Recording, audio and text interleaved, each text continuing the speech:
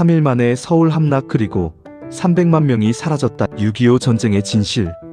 단 3일. 대한민국 수도 서울이 무너졌습니다.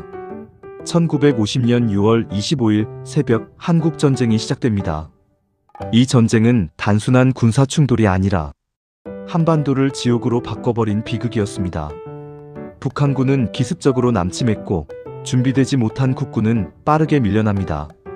미아리 방어선이 뚫리고 서울은 순식간에 위기에 빠집니다. 6월 28일 한강다리가 폭파됩니다. 아직 피난도 못 간 시민들, 그리고 남아있던 국군과 경찰까지 수백 명이 그 자리에서 목숨을 잃습니다. 그리고 결국 서울은 함락됩니다. 지휘체계는 무너지고 일부 부대는 제대로 싸워보지도 못한 채 붕괴됩니다. 한편 미국이 참전하지만 초기 상황은 참담했습니다. 오산 전투에서 미군은 북한군 전차에 밀려 패배하고 윌리엄 딘 장군은 전투 중 실종, 결국 포로가 됩니다. 전선은 계속 밀려 부산 앞 낙동강까지 후퇴합니다. 이제 더 이상 물러설 곳은 없습니다. 낙동강 방어선. 여기가 무너지면 대한민국은 끝이었습니다. 국군과 유엔군은 필사적으로 버텼습니다. 이 버틴 시간이 전쟁의 운명을 바꾸게 됩니다.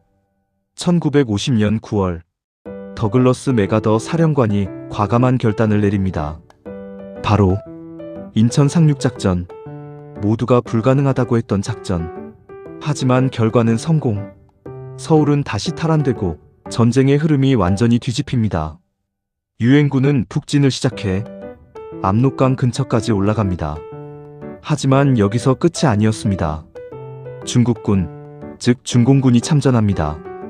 전세는 다시 뒤집히고 혹한 속에서 벌어진 장진호 전투. 수많은 병사들이 얼어 죽고 전사하거나 포로가 됩니다.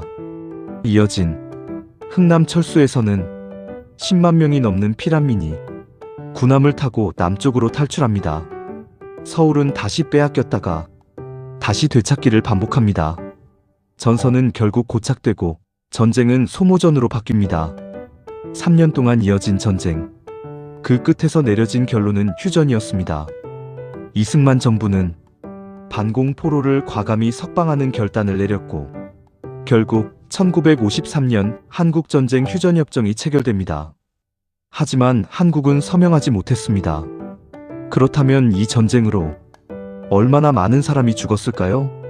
국군 약 13만 명, 유엔군 약 4만 명, 북한군 약 20만 이상 40만 명, 중공군 약 40만 명 이상, 그리고 민간인 200만 명 이상, 총 사망자 약 300만 이상 400만 명.